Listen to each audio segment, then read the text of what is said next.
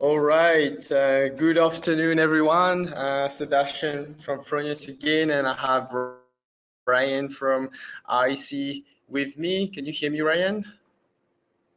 Yeah, I can see Hello? you. If you want, I can give you a snapshot of myself. There am I. That's perfect. That's perfect.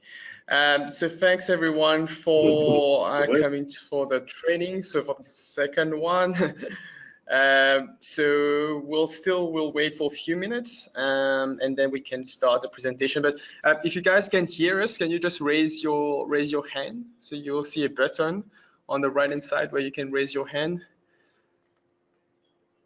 Yeah, looks like everything is working fine. All right, pretty sure everyone is an installer in the room. That's what you need to be to win the system, or at least working for an installation company to win this system. Yeah, everyone can hear. That's perfect. So we are basically, guys, one webinar away. As soon as we are done with this one, there's only the last one, which is just a quick summary, 5 minutes, and then we will choose a winner live. So quite excited about this. We did partner with the best, so REC and Schletter. So we really can't wait for those systems to be out there. All right, looks like everyone is getting their lunch ready. Mine is still in the fridge, so need to wait a bit. Yeah, I'll let you go and warm that up. I won't. If I start to chew, some people don't like that. So I think it is actually they call it something when you can't tolerate when someone is chewing around you, and I'm one of those person. I don't like when someone is chewing loudly. Right. Okay. So we'll try not to do this, but definitely I have my lasagna ready after this webinar, so I can't wait for it. How is it going in Sydney, Ryan? The weather? I heard on the weekend the weather was perfect. Weather was a lovely beach weather on the weekend. So the temperatures did go up to about 28 degrees. For a short period, and then it came down. So, and we had a little bit of ease of restrictions. So there were a few people out on the beach, the parks. And yes. So during the last couple of days, we haven't had any spikes in cases as well. So looks like it's all going a-okay. That's good to hear. Did you get the guitar out and went to the beach or the park to serenade a bit and give a bit of motivation? Not this time. Not this time, Sebastian. All right. I can't wait for. I heard you a few times. I know how good you are. Yeah, I guess when everything opens up, we'll have this one of these sessions, and we can do a little bit of a jam up. Yeah, for sure, we should do that. There is a question which came through. There is a project manager who says, so he's a project manager with a sustainability organization. We coordinate some community funding models installation, and we are currently building up to a community solar farm. Am I still eligible? Maybe it will go to the company, and then yeah, if you want to install for you, it's something we can discuss if you win. Definitely. So that's not a big deal. Yeah. But yeah. I think some exception, if you work for those type of companies, we can work around like anything related to solar. The only important part is that you shouldn't be an end customer who doesn't have any direct relation, because we really want to give also to the customer, but more to the installer. It's basically a free system that they can basically sell if they want. Yeah, just to try to give back to the installers. All right, I think there's quite a good crowd here. All right, I think we can get going. Maybe few people are still heating up their food or coming down from the roof. So maybe let's keep going here. So good afternoon, everyone. My name is Sebastian Ng from Fronius, Australia. And I also have Ryan from REC with me today. So today REC will talk a bit about the new panels, a bit about their company. Fronius will talk a bit about a few features of the inverter. So what we will, so a bit of agenda topic for today. So REC will start and then Fronius will go after that. Then we will take questions. So you can type the questions in the question tab, but I would recommend to wait until the end, or we will mainly answer the question at the end. So from there, I will pass it on to Ryan. Yeah, thank you, Sebastian. Good afternoon, everybody. Thanks for taking time off and attending our webinar over here, which is online. I usually like to do these things face to face and make it more interactive, but it's great that we are still able to continue and engage with our installers and as well as solar companies who are dealing with quality products out there. Yeah, so my name is Ryan Sequeira. I'm one of the key account managers for REC Australia. Yeah, so today I'm just going to do a small presentation, how Sebastian mentioned a little bit about REC and the products that we offer, and we'll be highlighting on the Alpha Series, which is our flagship product and quite innovative in the way it's actually designed and manufactured. So here we go. And like Sebastian said at the end, if you can keep your questions there, and we'll get them answered at that time. So a little bit background about REC. REC was founded about over 20 years ago. So we do have the history in the industry, and we are quite forefront player in that space, and we've and with all these other figures over there in front of you, you can actually see where REC comes from. So if you notice, there are a lot of claims made by different companies out there, but REC has been there for quite some time. So they're not just talking the talk; they're actually walking the walk. Very important over here is it says over there that we have manufacturing facilities in Norway and Singapore. Norway has actually thinned down quite a bit, so mostly our stuff is in Singapore. So all of the panels that you receive in Australia is all manufactured in Singapore. So Singapore is where we are based in, but we do have a Norwegian heritage. But please don't discount Singapore as a country which is like I know some of the installers says just another Asian country, but it is actually a forefront country in that space over there. They come up with a lot of innovative products. They have a very high regard for quality, and they have one of the strictest guidelines from any other country that you can imagine. So if they make claims and they don't adhere to it, they have strict penalties that go with it. So that's one thing very important about Singapore, and REC has always kept that standard to see that all the claims that it has made, that it can actually fulfill. We do have a good spread around the world, so we've got about a good spread in the Americas as well as Europe, as well as a good spread in the residential, utility, and commercial space. Some of the big brand names that have used us, so REC is all about quality. So these quality companies have already have taken their time in testing and checking out REC, so they feel that the quality is there, and they have used it on some of their facilities. Some of the facts about REC. One of the most important things that I want to highlight over here is if you go down to the bottom row, we were one of the first producers of the half-cut cells to bring them out and commercialize them.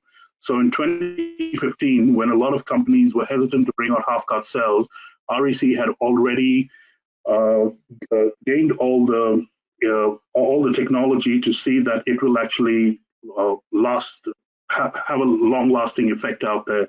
So we were one of the first people to bring out the half-cut cells. We also did one of the first to mass-produce perks on monocrystalline cells, and also bring out the N-types, and now bringing out a large-scale large-scale commercialization of the heterojunction, which I'll talk about further in this presentation. So that's basically our mission over there: renewables empowering consumers, REC. To go to a little bit about the portfolio of REC, I would like to just give you a little bit about the history. So REC was the first manufacturer to start using the 3 bus bars in its panels way back in 2010. Then we went on to the 4 bus bars. And like I mentioned, we were the first to launch the half-cut cells back in 2015. So I think a lot of you might be using panels out there which are half-cut, but companies only started using them maybe towards mid to late 2018, but REC was using it way before that. And obviously we went into introduced the 5 bus bars on half-cut cells, and also REC became the first manufacturer to apply half-cut cells to the mono N-type. So these are some of the innovations that REC has come through over the years, and they've always been one of the first companies to bring it out. And now we are the first manufacturer to apply half-cut technology to heterojunction cells. So if you see, we've got a history over there of innovation and bringing innovative products out into the market, and that's what we're going to continue with, and what I'm going to show you in the slides to come. So that's a little bit about a snapshot on our on the products that we offer. So one of the main things over there is the Twin Peaks. The Twin Peak 2 monos is the main panel that I think a lot of customers use out there, as well as the N peaks. So the difference between the Twin Peaks and the N peaks is the Twin Peak is actually a P-type mono, and the N peak is an N-type mono. The major difference between the two of them is whenever you make a panel, the silicon needs to be doped with a particular material, and the Twin Peak 2 mono is actually is doped with boron, while the N peak is doped with phosphorus. And the reason why they use different type of doping agents is because of the oxidization that takes place when the sunlight actually falls onto these cells. And the oxidization process actually degrades the cells more fast and gives you less efficiency than the phosphorus on the N-type. So that's why the N-type is a little more higher graded panel.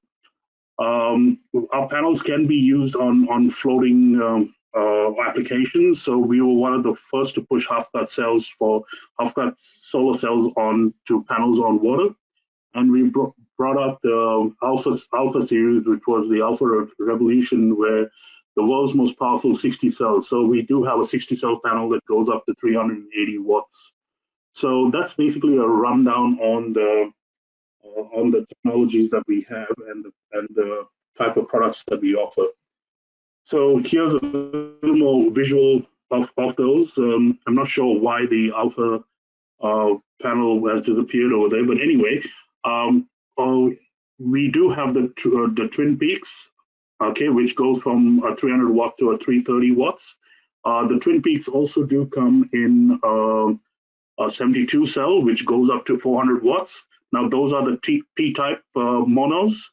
Okay, so basically all the panels that we have over here are monocrystalline, and then we go on to the N peaks, which is an N-type mono, where you go on from 310 to 330, and it also comes in a black variant. So the black variant goes up to 325. Now the Alpha does come in a 60 cell, and like I mentioned earlier, it does go up to 380 watts.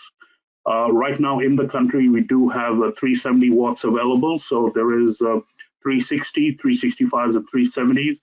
I think there are some 350s and 355s also floating around. But yeah, the higher wattage panels are available in the Alpha series at 370. Just to give you an idea, 18 panels of the 370 make a nice 6.66. And come July, we are going to be launching the Alpha 72 cell series, which is the 430 watt to 450 watt. I'm not sure why the why the icon of the Alpha 60 cell has disappeared from this presentation, but you will see more of it in the cells. Oh, there it is. You will see more of it in the cells that as we go along. So my presentation from now onwards will be talking more about the Alpha. So and I'll explain to you why the Alpha is different to the rest of the technologies that are out there, and why we can actually, why it's actually beneficial, and how we can get so much of output out of it, as well as efficiency. So we do have the Alpha 60 series. Like I said, it starts from about 355, 360 till about 380.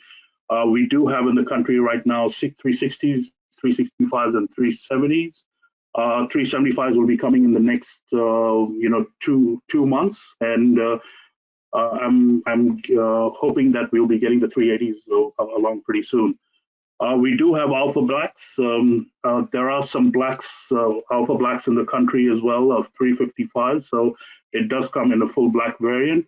And come July, we will be launching the commercial Alpha series, which goes up in a 72 cell, goes up to about 450 watts. So why go high efficiency? So obviously, there's a huge need out there, especially when companies and even residential homes, they want to make maximum use of the roof space that they have up there to generate more power that they can get. Everyone is trying to bring their electricity costs down. They're trying to use appliances as well as gizmos out there, including electric cars. And no one wants to buy an electric car and juice it up by paying money for it. Why do that when you can actually produce your own power and charge your car? So using up that space up on the roof makes a good plan to actually get the maximum power to be generated from there. So you get more power per square meter and you use fewer modules. So fewer modules means less space, or you can use that entire space and go get more generation out of it. So basically your BOS cost is low, as well as less labor is used if you're within that same space. So you're actually maximizing the utility coming out of that small space that you have up on the roof. Basically, if you compare an Alpha series to, if you're using the 380 watts, if you compare that to, say, your multicrystallines or your monocrystallines, on the testing that we have done, we actually get about 20% more power with the REC Alphas. And I'll show you those graphs as we go along. But basically, on a typical residential, you are expected to get about 20% more power with the REC Alphas. And it's a no-brainer when a customer has, if you can look at a roof over there, it's quite a tight space. It's a no-brainer when you explain to your customers that since you've got a small space, I would recommend you go to get the highest power out of it, and then REC Alpha will fit very well. So here are some of the advantages for utilization of the space. And I won't go through each one of them because we did speak about the roof space and the design. So, and I have mentioned to you about half-cut cells.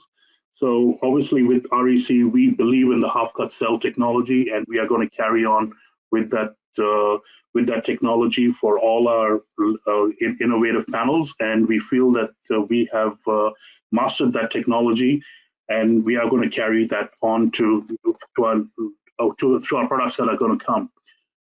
But I want to actually bring you down to the bottom left-hand side where it says it takes the heat. Now, most of you as installers will understand that when panels are up on the roof and the sun is shining on those panels, the panels actually heat up. Now, as the panels actually heat up, the power that it can generate can actually reduce. And the Alpha series has, and I'll explain to you why a little later, but the Alpha series has the lowest temperature coefficient for the best performance for hot climates. So as that panel is actually heating up, it's not dropping down on power generation like the other panels do. And I do have a slide a little bit later, which will actually show you the comparisons of the temperature coefficients between different panels. So yeah, so that's a very important point of the Alpha series. And I really think that that's something that would really, which will really sell when you talk to your customers and you're talking about the benefits of the Alpha. So obviously it's got the higher power and it's got the good aesthetics and maximization of the space on the roof, but the temperature coefficient is another very important point that you can bring forward. Now, the other thing was obviously it's an N-type technology. So with that N-type technology, you don't have any light-induced degradation. So I did mention to you earlier regarding that doping. So because it's a phosphorus-doped silicon, you don't have light-induced degradation. So there's no oxidization that takes place and gets that degradation in your cell. So obviously, it's got all the other good qualities regarding anti-reflective glass, a better appearance in the blacks, and the last point is the way the technology on this panel is manufactured, the way it's manufactured, we actually have reduced the lead content in this panel by 81%. So the technology minimizes the carbon footprint of this panel. So here is a cutout of how that cell works. So if you look right in the middle, we've got the N-type monocrystalline technology, which I mentioned about. Now we do have two layers of amorphous silicon on either side. And then right on the top, we've got a layer of thin film technology, thin film crystalline layer. Now, I think a lot of you all might have used thin film technologies in the past because at one particular point in time, it was a very short point in time, but there was a time when a lot of companies were using thin film technologies. And thin film technologies actually was quite attractive at that time. The reason is because at low light, it would still produce power. Okay, that was one of the main benefits of thin film technology, but the biggest disadvantage of thin film technology was that to get the same efficiency and power output that you can get from normal crystalline cells in today's world, you would have to use double the amount of panels. So it just wasn't feasible, it just wasn't right. So everyone got rid of that technology and just stayed with the crystalline technology. So what we were able to do is we were able to put that small thin film layer onto the cell so we can still get generation coming out even at low light. So basically, we've got the best of all worlds. We've got your N-type technology. We've got the amorphous silicon also onto that cell, as well as thin film technology. So basically, we've got the best passivation as well as absorption of light that we can get through into a cell. And that's the reason why the alpha heterojunction cell has got all these benefits when you compare with any other cell that's out there in the market. So we're able to give you all these benefits all down into one cell. Now, if you've noticed the cutout of that cell over there, you can see it's got the same layers on both the sides. So what that shows is it does have a capability of bifaciality. Now, with the Alpha, we haven't brought out a bifacial panel, but it could be there down the track that we could bring out a bifacial panel because it's got bifaciality in the cell right now. So it's got all the benefits, all the features, all the technology, all the innovation, all put into that cell. So but there's a lot more we can do out of this. But at this point in time, we've got it up to 380 watts in a 60 cell. We want to carry on with that, but there's lots more that this Alpha series can actually bring out to you. And just watch this space and you'll see that, if you stick with this technology, you will be getting a lot more coming out of it.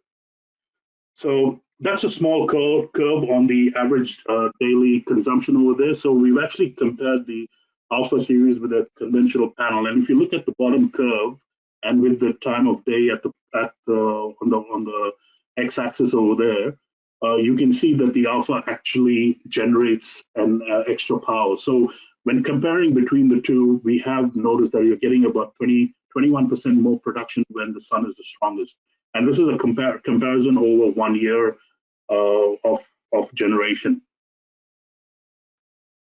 So like I mentioned before, there is no light-induced degradation, and that's because of the way the N-type doping takes place. So you can notice over there at the bottom left-hand side. So the N-type doping in the REC Alphα Series prevents light-induced degradation. So usually whenever a panel is put up on the roof, immediately you get some kind of degradation that takes place, but that's all eliminated with the alpha. So there's zero light-induced degradation. So there's the power loss that you get is very limited and very low. So it's got the leading temperature coefficient, like I mentioned. So on an industry average temperature coefficient is about 0.35 to 0.37. But if you notice the REC alphas over there, they're actually sitting at 0.26. So 0.26% per degree centigrade that it actually increases. Now, to put that into perspective, when you look at a data sheet, all the temperatures all the figures that you have over there is all at ambient temperature of about 25 degrees centigrade. But obviously, when panels out there in the sun, they're not exposed to 25 degrees centigrade, so they're actually exposed to higher temperatures. And so for every degree that it rises, you lose power. So the REC alphas actually only lose 0.26% per degree centigrade if you compare them to the standard panel out there, which is about 0.35 to 0.36. So you're getting that added advantage with the REC alpha. Here is something that we actually compared to as far as performance out there and with the effect of temperature. So if you notice, the green line over there is the generation hours, okay, as you go from left to right.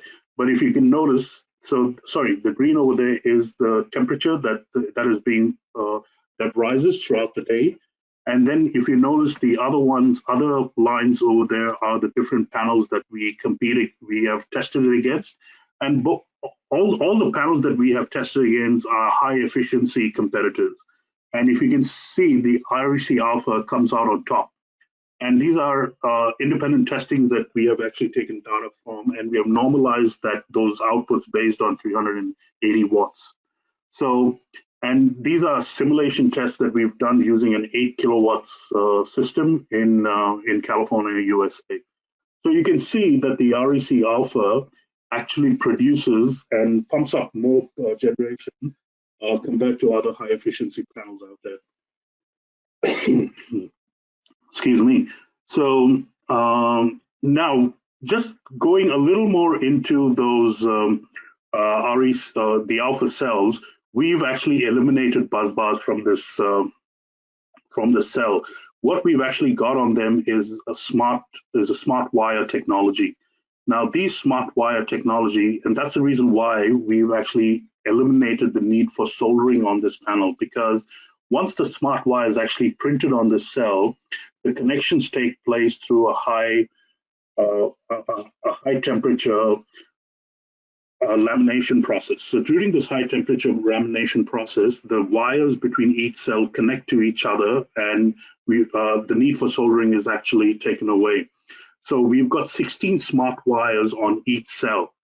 So with these 16 smart wires, we are able to have more connections onto the cell than any other panel that comes from a normal P or N type.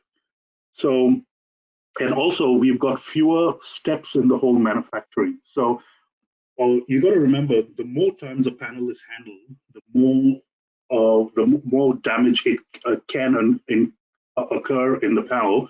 But when it comes to the Alpha series, we have less steps that actually goes through. So we are able to get rid of any kind of contact. And also the lamination process brings it down to only about 150 degrees centigrade, where our previous panels had to actually go up to nearly over 500 degrees centigrade. So the stress on that panel is pretty low, and we're able to get solder-free cells for high efficiency. So this is what I was talking about, the contacts between the cells on the panel. So earlier we used to have a 5 busbar cell, but now we've got a 16 thin round wires, which we call smart wires, no busbars, no soldering. You have 1,600 points of contact in the cell, which makes it about 192,000 connections per panel compared to 30,000. So Just to put that in context, when light actually falls onto a cell, the electrons need to move at a quick rate and hit the busbars to actually produce power. The more they have to travel, the more power loss they actually incur. So the less they travel, the more power you can get out of it. And that's the reason why it's actually worth having more connections over there, so those electrons don't have to travel a lot and they can produce more power when the light actually shines on it. So, and that was the other point regarding the soldering. So we have a solder-free process to actually get all these connections together between the cells, and we've able to reduce lead content in that panel by 81%. We are actually working towards a lead-free panel. It hasn't reached there yet, but like I said, we are just touching the tip of the iceberg over here with the Alpha series, and you can expect many more things to come out of this technology. And we are trying to head towards a lead-free panel, but right now we reached 81%, and that actually helps with the end of life cycle of the panel. If it actually the panel actually goes into landfill and stuff like that, where lead is not because lead is is not biodegradable, so it's a metal that can stay there for quite some time. So that's one of the credentials that it actually helps.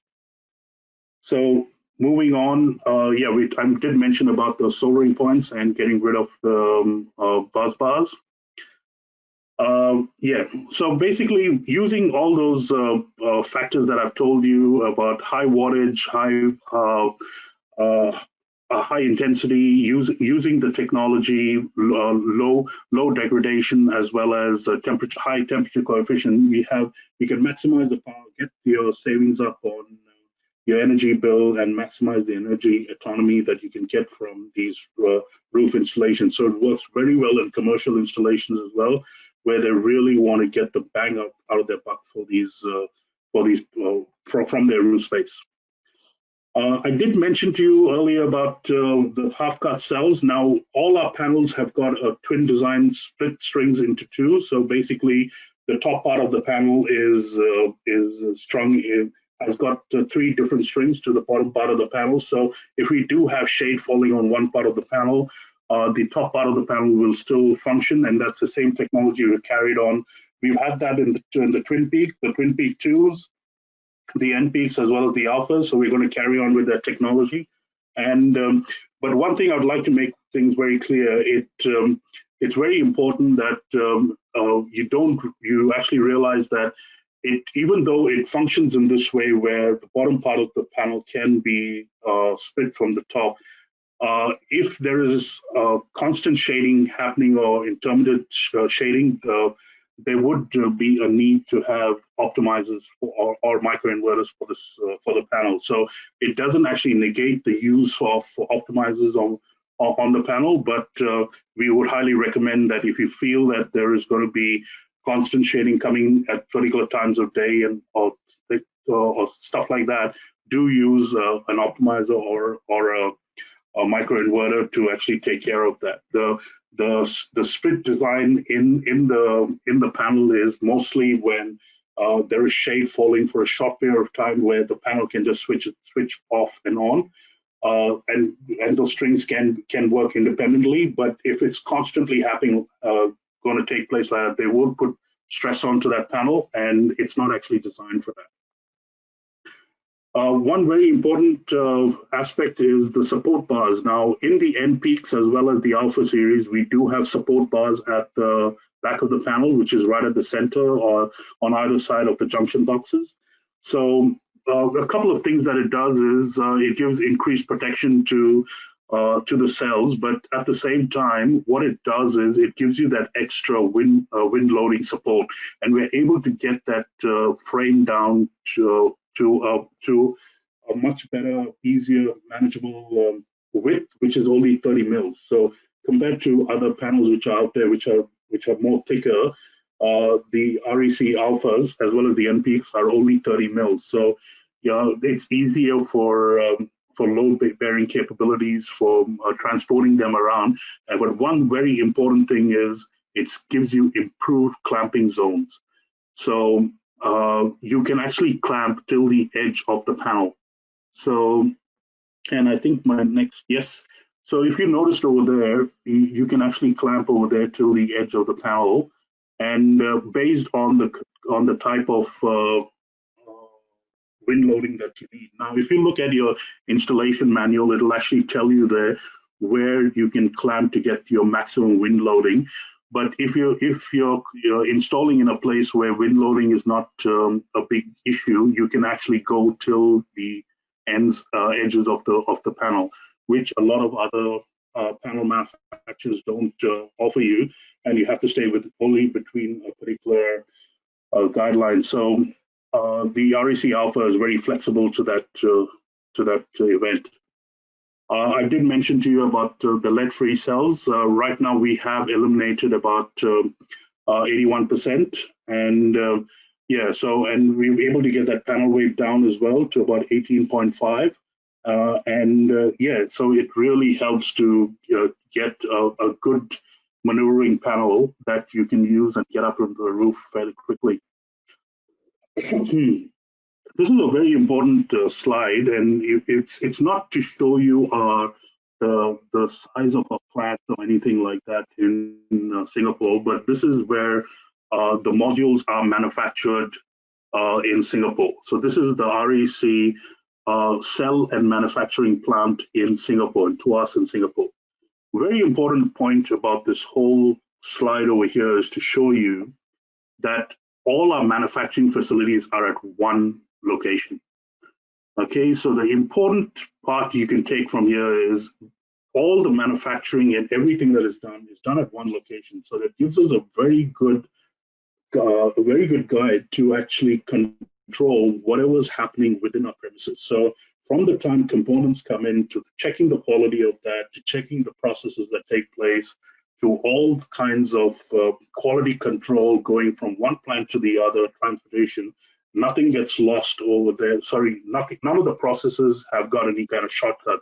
So everything is checked off before it actually leaves the plant, and you're getting an end product that is totally checked from beginning to the end. So it's not like certain components are actually manufactured in a different plant elsewhere, and they come here and then they're put together. But with REC, all manufacturing from wafer cell to module, all done in one production facility over there.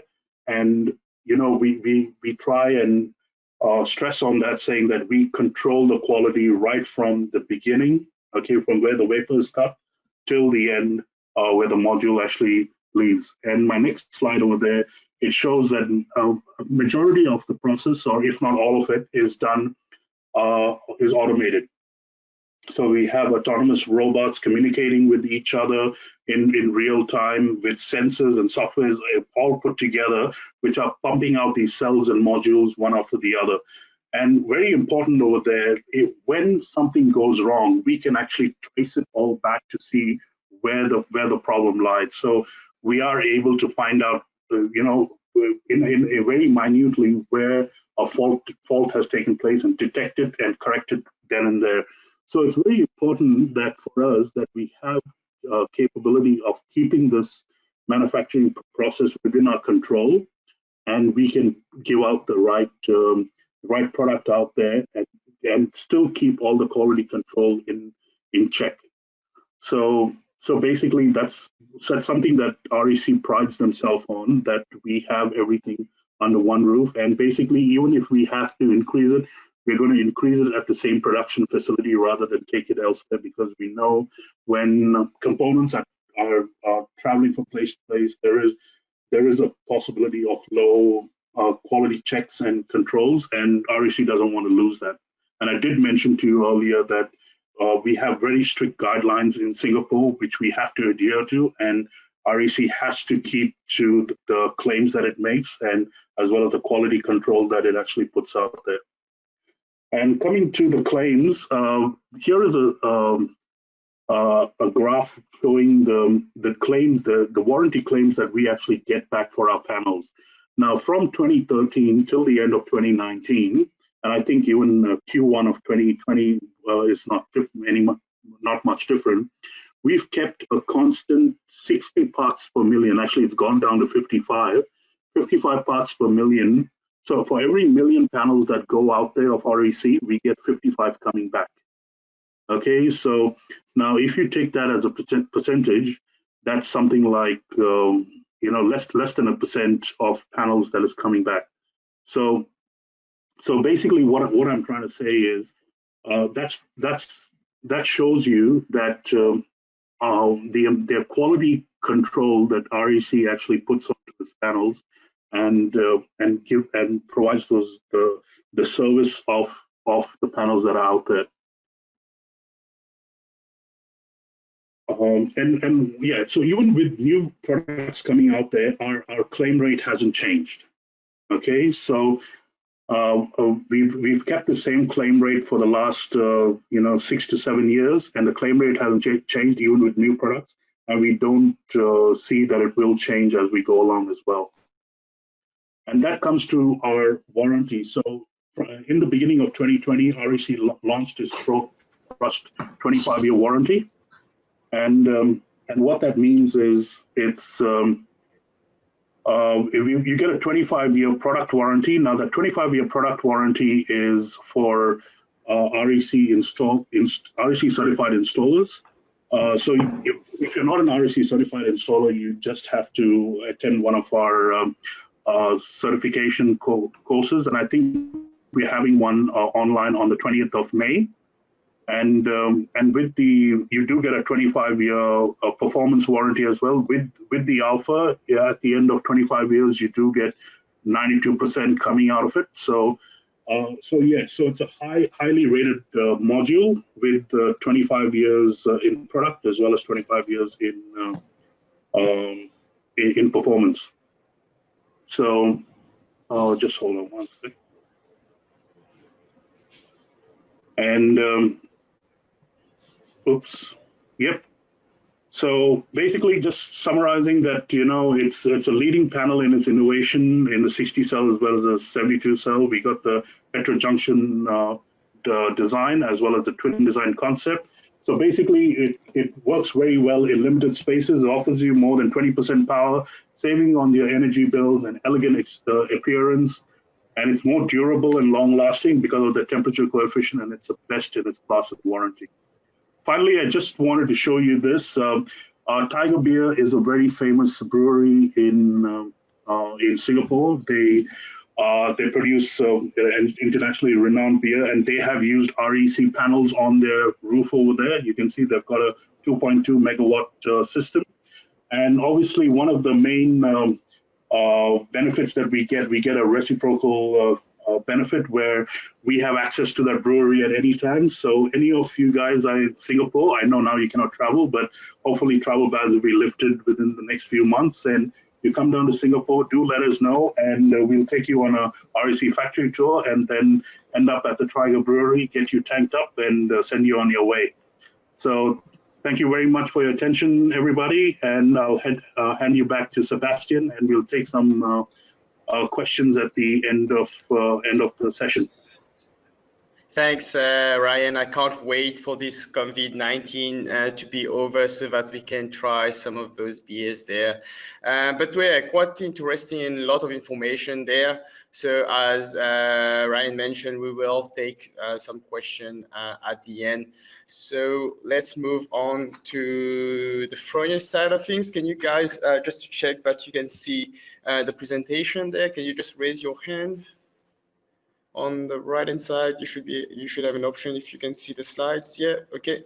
So it looks like it's working. So let's jump on so that we can finish on time here. So as mentioned, we will take a question at the end. So there's still a few people over there. So let's keep the ball rolling. So again, whoever is a bit late, my name is Sebastian NG, application engineer at Fronius Australia, and today I will talk a bit about a few features which is quite specific to Fronius. So as some of you came to our first training, I showed you how to design with the inverter. Then the next step is just to try to understand a bit more why did we have some of the features in our inverter. So which range that we cover right now will be the snap inverter range, which goes from the Galvo to the Primo, then the Simo to the Eco. So each of those names has a meaning behind it. So Galvo means galvanic isolation. So this is basically your transformer-based inverter. Primo means prime, means single phase. Simo means symmetrical output, which is symmetrical three-phase output. And then finally your Eco, which is your economical inverter there. So with installation, when we designed the inverter, we wanted to make it really simple. I'm pretty sure a lot of you guys attending this training, you've installed at least one of those inverters, but it is super simple. You have a wall bracket, you put that basically on the wall, you have holes in this wall bracket, so please don't drill through the plate. And then from there, it's basically around six screws that you need to put in. And the two other step is connect your AC, connect your DC, and you just snap the inverter on the wall bracket. So it's a really simple process, and we didn't stop to this stage. So for example, with the snap feature, but also with the export exchange process that we have, you can reduce the amount of time that you spend on site, not only installing, but if you need to service the system, it's only 4 screws that you need to remove on a REC inverter. That's where it's really simple. You don't need to disconnect your DC isolator, isolate basically all those cables. You have an internal DC isolator, you just turn that off underneath it, remove the inverter. If you're a Fronius service partner, then you can also exchange the boards, which means, let's say you have the boards in your van, one of the customers saying, hey, I have these issues, you can just drive already having the component, reducing the downtime of the system. So this servicing concept didn't start with the snap inverter. It did start quite a long time ago, for example, with Fronius IGs. Some of our Fronius service partner attending this training had done some trainings with those units. So for example, the Fronius IG, the Fronius Agiler, which was a big transformer-based 100 kilowatt inverter. Then you have the snap inverter, but also in the future. So looking at the new Gen 24 inverter, we want to make sure that you can service the component quite easily, because you know any component, any electrical component will need to be serviceable or will need to be serviced at a point of time. That's where we want to make sure that you guys save the most amount of time over there. So with our inverter, also you don't need to clean or to actively go and service or maintain the system. We have an active cooling system, so you don't need to clean the heatsink compared to other inverters. And why do we have this active cooling inside of our inverter? It's basically to increase the lifespan of the component. So just a general rule, when you add 10 degrees to any electrical component, the lifetime of the components reduces by half. So when you compare an active cooling and a passive cooling, you can see that, for example, the temperature difference. So for example, here we have a picture where the internal component using this active cooling system was around 13.4 degrees.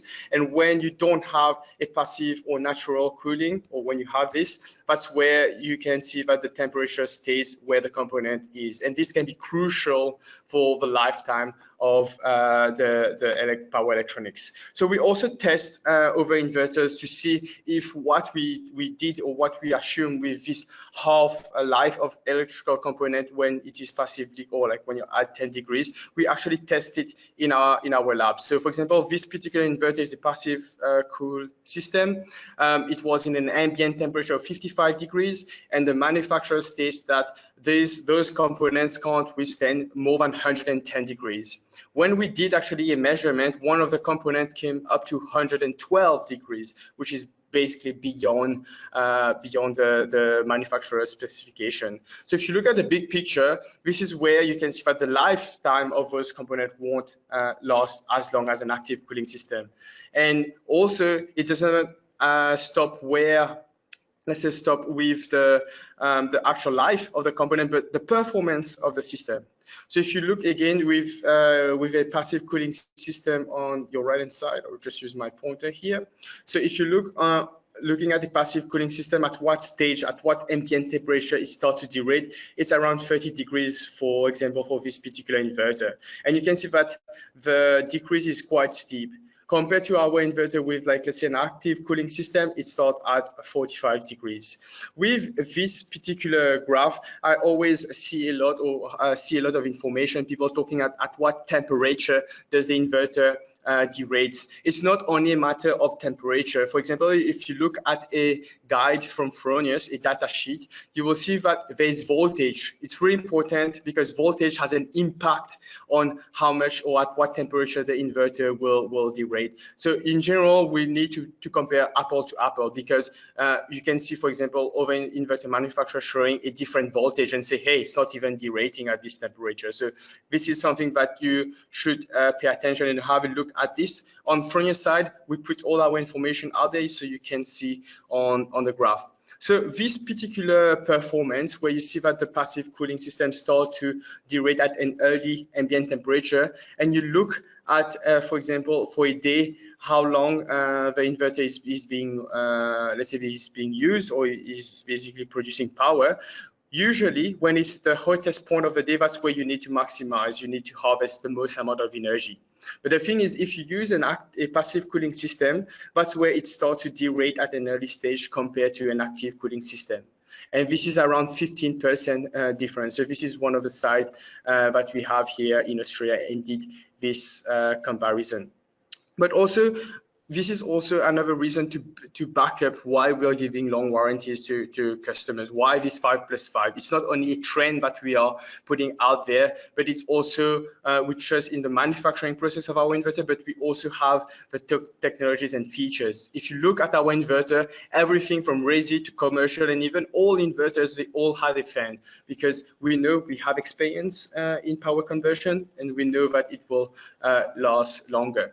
Also, with installing the inverter, most passive cooling inverter needs to be mounted 90 degrees vertically. Compared to our inverter, which is actively cooled, you can install that in different angles. So from 0 to 90, for example. I know some people, when I present this slide, they said, "Hey, who installed the inverter like that?"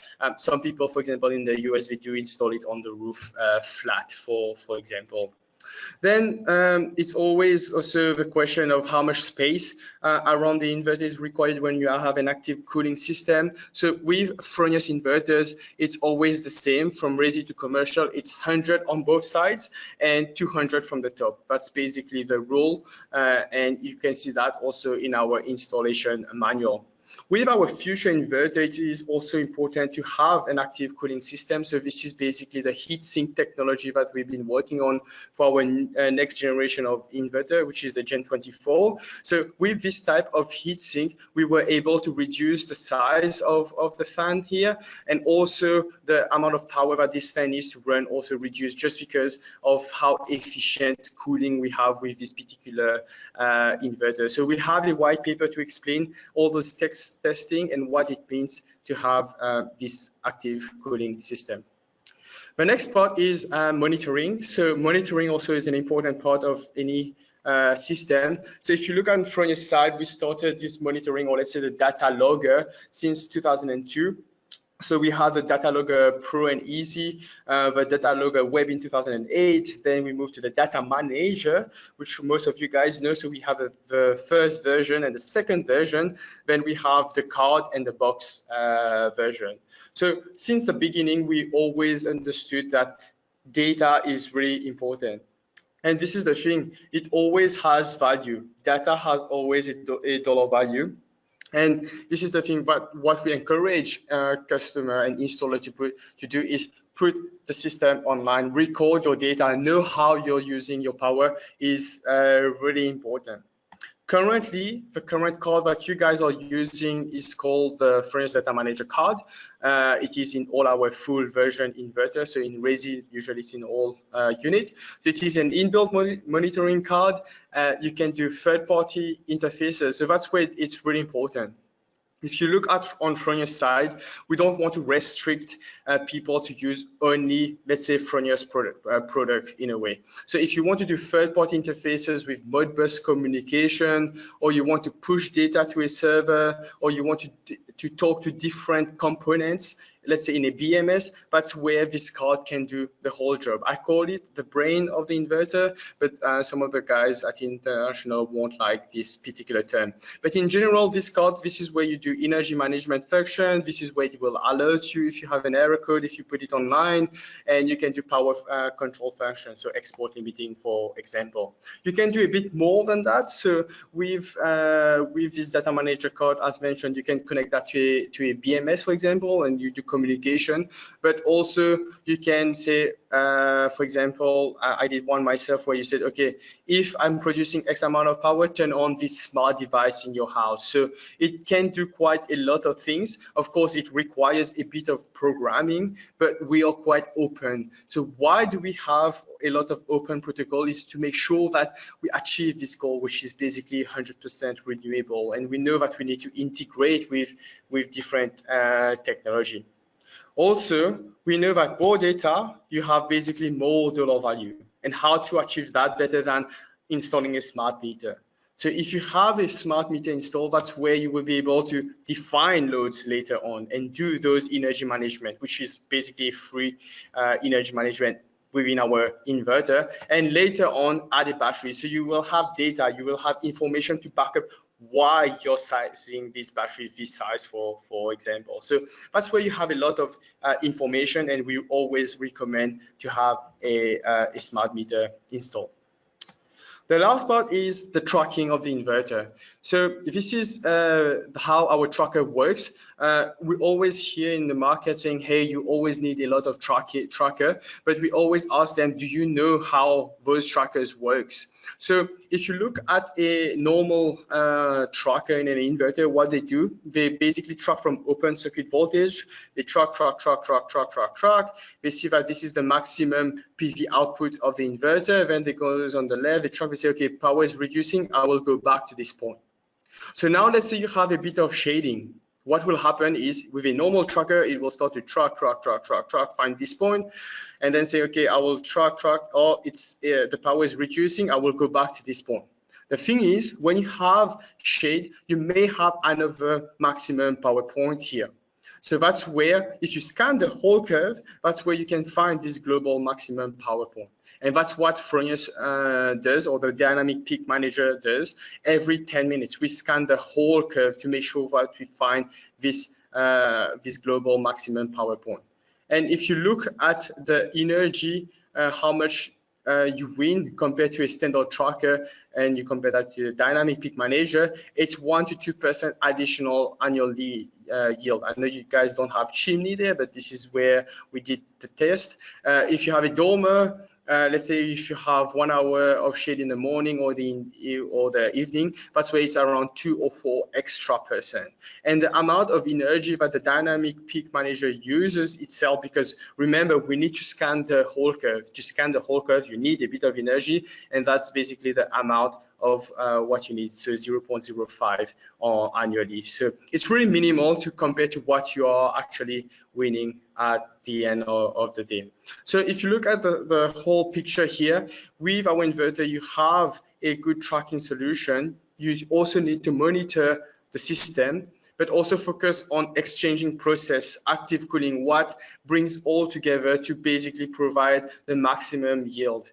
So that's where it is quite important to look at the bigger picture and not only one side of the inverter. On our side, I would say service is quite a major part.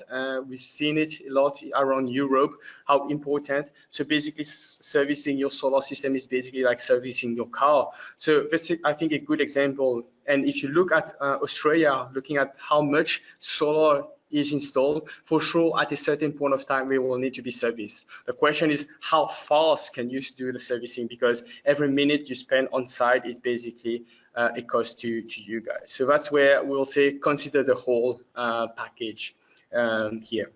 So that's basically it on Fronius side. So maybe we'll take some question now. So I think there was a couple of one here. So Ryan, are you still here? Hello. Yeah, Ryan is still here. Just trying to unmute myself. That's perfect. All right, so let's have a look at the question. So there was the first one. Let me put it up there. All right, so we have quite a few questions coming through here. So they ask, so one for REC, they ask, so for REC Alpha, does that mean oversizing the array is not as beneficial as with standard panel due to the better performance in hotter condition? Sorry, Ed, can you repeat that question? So they ask if so does REC, so he asks, for REC Alpha, does that mean oversizing the array is not as beneficial as with standard panel due to the better performance in hotter condition? That's right, yeah. So with the REC Alpha, you'll have to use fewer panels. So it just depends how much generation you want to get out of it. So say for example you want to get a 6.6 over there, you can actually use fewer panels. And also, if you feel that that's a place where temperature is actually going to rise, you'll see that the generation coming out of the alphas is much higher than using a conventional panel. Yeah. Then there's another question. Did you do a comparison with a 360 watt alpha with a 310 conventional in your presentation? Yeah, that was one of the comparisons that we did between a conventional panel and an alpha, and I think it was a 300, not a 310. Okay. And obviously we are getting that 21% extra because of that comparison. All right, get it. The other question is, are there a minimum order quantity per quarter to become a partner for the warranty extension? That's a good question. No, there is no minimum quantity. You just have to attend one of our REC certified professional courses. Okay, that's awesome. The other one. Yeah. Sorry, the next one is coming up on the 20th of May. Okay, the next one is on the 20th of May. So do we just email us to you guys, or yeah, so what we're planning to do is, like I mentioned to you, Sebastian, we'll send out an email to the attendees or the people who are registered, and part of it will be, please register for the REC professional training certification course on the 20th, and there'll be a link over there. You just click on the link, get yourself registered, and then attend the course. The course is about 3 hours. A webinar. It starts at 10, finishes at 1 o'clock. I will sometime before that. That's awesome. They are asking for pricing. So pricing compared to other high-end panels like LG, Neon R, and SunPower. Where do you guys sit? So we've actually worked very hard to get our pricing competitive. If you look into the market right now, our distributors are BayWa, Solar Juice, Soul Distribution, and RFI, and you'll see that the pricing that they have advertised out there is pretty competitive when compared to the premium panels of SunPower or LG. Yeah, that's awesome. So we can check the pricing with. You can check the pricing, and you will be quite surprised at where the price points are. It is pretty competitive. Okay, that's awesome. The other question is REC. Who owns REC, and is it an European company? Okay, so our REC is actually owned by the Elkem Group, and Elkem Group is actually owned. Elkem Group is a Norwegian company, but Elkem Group is actually owned by ChemChina, which is a Chinese company. Now, obviously, a lot of people come back and say, "Oh, that means REC is Chinese." Not exactly. We still report to. Sorry, Elkem Group is owned by Blue Star in Norway, and we report to them. Now, Chem China is obviously a big Chinese conglomerate, and they own a lot of other companies as well. Notably, they own Pirelli tires. Now, just because Pirelli tires is owned by Chem China doesn't make them a Chinese company. Same thing with REC, and they also own a big company called Syngenta, which is very well known in the agricultural space, which is actually a Swiss company. And again, just because it's owned by Chem China doesn't mean it's a Chinese company. So the same thing applies for REC. We are a Singapore. We even though we report to Norway, we actually consider ourselves a Singapore-based company, and we go by the guidelines and laws of Singapore. Awesome. I can see that there's a lot of ownership here. From like, it's pretty clear who you guys report to. So yeah, I think that answers the question. All right, two questions for Fronius, the interesting one. Okay, when will we get the Fronius 100 kilowatt inverter in Australia? So there's few changes on our side. We're already focusing on the residential inverter, which is the Gen 24. At the moment, what we are seeing is we don't have exact dates. What I can tell you is around end of this year, start of next year. We are not sure yet, unfortunately, about the 100 kilowatt. Within the next few months, we will have a gauge when it will come, but definitely it is on the roadmap. It will be hopefully there soon. The other question is the latest data manager compatible with the IG+. So the data manager card 2.0 is basically you have one for the Snap inverter and you have one for the IG series. If you need a data manager card for an IG inverter, then you will need to ask them to ask your wholesaler. You need to buy a data manager card 2.0 for an IG. The next one is how do we become a Fronius service partner? It's really simple. There's a link on our website to become a Fronius service partner, but we can also send you this link. I will make sure that everyone gets a copy of that. I will ask our marketing department to send you this information. All right.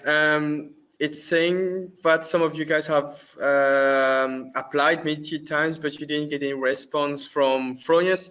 So there was some changes last year in the FSP program. So now there is one of my colleagues in charge of that, Sam Patel, who comes from the technical support department. So definitely we will have a look at your request. One thing that I can tell you is we're going through all those applications quite fast, and we should be quite up to speed soonish for sure. Okay, so the next question is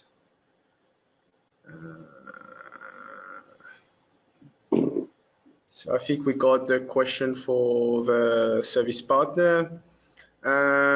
We really need the Primo Gen 24 plus hybrid as soon as possible. When will we see it? All right, so there is some changes on Fronius side.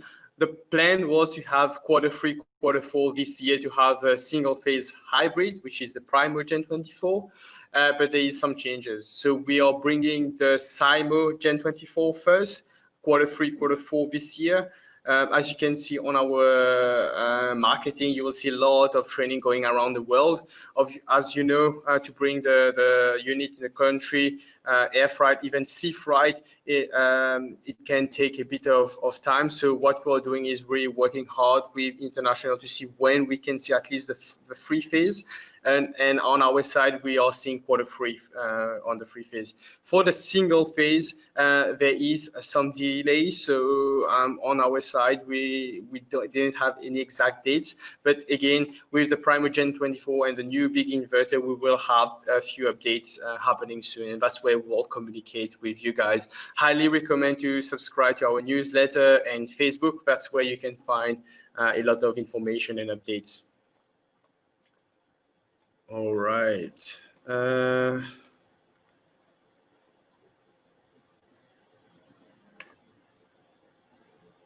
Okay, so there's another question saying, I was checking about the Primo and Eco today on a third-party website and found out their prices were very close despite the the higher PV input and inverter output capability of the Fronius Eco. Why? Are there other trades-off apart from the inherent capabilities, or maybe the price on the website is wrong? For the price, cents per watt, if you're seeing similar pricing, I would say check with an authorized sales partner. Yeah, that's what I would recommend. All right. There's few feedback about the service partner. As mentioned, there is some changes on our side, but everything is up to speed. Seeing that there is a comment saying that the service wasn't supporting well, but we are definitely looking into it. And I can tell you that there is a lot of training which are being done every single week to get people as an FSP.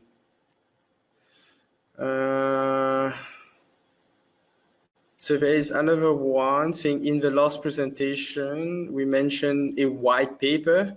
Is that publicly available? If you're talking about the active cooling, yes, it is publicly available on our website. If you just type active versus passive cooling, you should see it. But I will ask the marketing to send you, for example, send everyone this white paper for sure. Is there any minimum stock we need to order to become a Fronius service partner? So there's no minimum that you need to purchase to purchase. In general, we'll look at the company and we'll look at also the quality of the install. So we will ask for pictures and also we look at general feedback. We also check if you have your online website. So there is few requirement definitely to become an FSP. Is there a plan for smart meter to be reducing cost? Most install don't have this due to higher price compared to the other monitoring system. So on the Fronius smart meter side, we were looking into another new smart meter, but unfortunately that didn't we're still looking into it. I know Europe is getting a new one. Definitely it's a few things that we are trying to make happen to reduce, but at the moment it's not 100% there.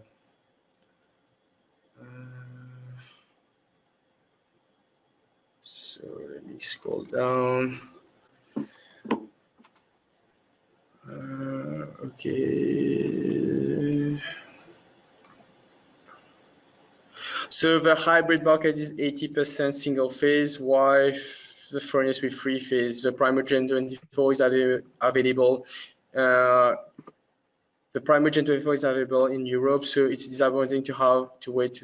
The Primer Gen 24 is not available yet there. If you see it, it's basically testing inverters. So we already have Primer Gen 24 in the country being tested. And there's all, this is the thing, the first inverter being released globally is the Primer Gen 24. So I would basically double check that, 100% sure those guys are not releasing this one first. But we will do everything that we can to bring the inverter as soon as we can for sure. And why 3 phase? In other countries, 3 phase is quite dominant, but we told them about Australia being mainly single phase. So yeah, definitely something that we are working on. When are you going to start charging for SolarWeb Premium? So with the SolarWeb Premium, we don't have any ETA yet. There's some changes with the whole process. And there's also some confusion with the SolarWeb Premium, what you can see and what you can't. So when we will start to charge, or before we start to charge, there will be a webinar where we will talk about it and what will be the differences. I had a chat with the team here, and basically when we spoke about it, I can tell you there's not much big of a difference, but still we will cover that in a different webinar. Okay, there's another question saying, does the 380 smart meter work with a 300 millivolt coil CT? So I'm pretty sure you mean the 480 volt smart meter, the black one. So it works with the 333 millivolt CTs. That's the one that you need to buy, the 333 millivolt.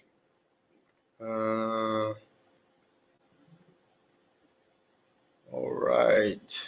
So I think that's pretty much. Is there any other question, guys? We'll make sure that we send you the link for the FSP. I'm just link for FSP and the white paper for sure with the active cooling. All right. Doesn't look like there is any. Yep. So, Sebastian, I just wanted to mention, like, if anyone has any questions that they remember after the session, they can email it to anzswp@recgroup.com. We will be sending them an email anyway, but if there's anything, so it's anzswp@recgroup.com. So if they wanted information on the Solar Professional Program, the dates and stuff like that, so it's anzswp. So it's anzswp@recgroup.com. Yeah. Thank you. Awesome. All good. I think that's pretty much it. Just for the smart meter, yeah. We said the 480 volt. Yes, you need to use the 333 millivolt core CTs there. I think that's pretty much it here. So we will send you all the information. Don't forget, guys, on Thursday, yes, Thursday, please come just join us online. It won't be a big webinar. It will just picking a winner. So make sure that you're here. What will happen is we're gonna look in the list of attendees from the first and the second one. We'll randomly pick one, and we will ask the person who basically is in the first webinar. We'll ask him if he's here. If he's here, we're gonna pick him. We have a quick chat. If he's not here, we pick another one and find another winner. But yeah, if you guys join our webinar on Thursday, that's going to be the plan, and just a quick summary of all the speakers. But yeah, that's pretty much it on our side, guys. I think that was informative. Any feedback, please let us know. Anything you want to hear about, also let us know. For sure, it will be quite good for the next time. But yeah, that's pretty much it. Thanks again to REC for participating in this webinar. Definitely good content there. Yeah, thank you, Sebastian. Thank you, everybody, for listening, and hope to hear from you soon. And yeah, if possible, do attend on the 20th of May. All good. All right. Thanks, guys. Thanks, everyone. See you guys soon. Cheers. Bye-bye. See you. Bye.